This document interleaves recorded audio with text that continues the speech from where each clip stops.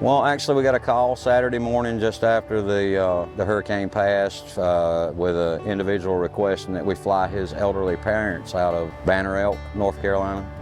And on the way up there, we seen the level of destruction, and so we did get those folks out, and then we ended up going back to that community several times that day in order to try to get other folks out. And the more we flew around, the more I saw the scope of the destruction, and so I decided that we would do what we could to try to help.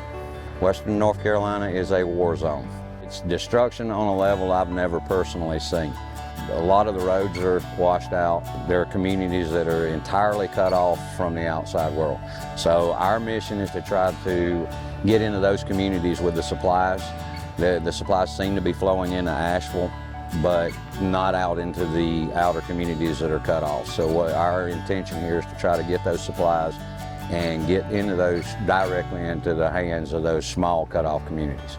Scott came up with the idea we'll leave notepads and paper, and anyone that wants to write down a contact person once we get back or they get back here, someone will sit down and contact family members to let them know that their relatives are okay. And when I heard Mr. Dunn here, what he was doing, I hopped on board. I'm here to volunteer time, help, donate money. They have a GoFundMe page. These guys are doing this out of pocket. They're paying their own fuel, and we had a guy start a GoFundMe page, which everything that's donated there will go to fuel and getting those aircraft to where they need to be, and they plan on continuing to fly until the funds run out. And he has people as far away as Florida, Georgia, coming in, volunteering their aircraft, their time, their money.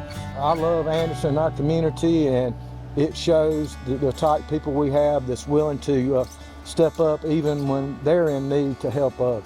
We will run into a money issue eventually. Right now, I need supplies. Get me the supplies while I'll have access to this big heavy lift helicopter where we can really make a difference in what we're hauling in right now. Continue to pray for all those here at home in North Carolina, not to mention in the areas in Florida where those hurricanes came in. There's a lot of people suffering right now, and those people, if I can do just a small part to let them know that they're not forgotten, it makes me feel good, and I can sleep at night as well. So I want to thank Mr. Dunn. I mean, what an effort to spearhead.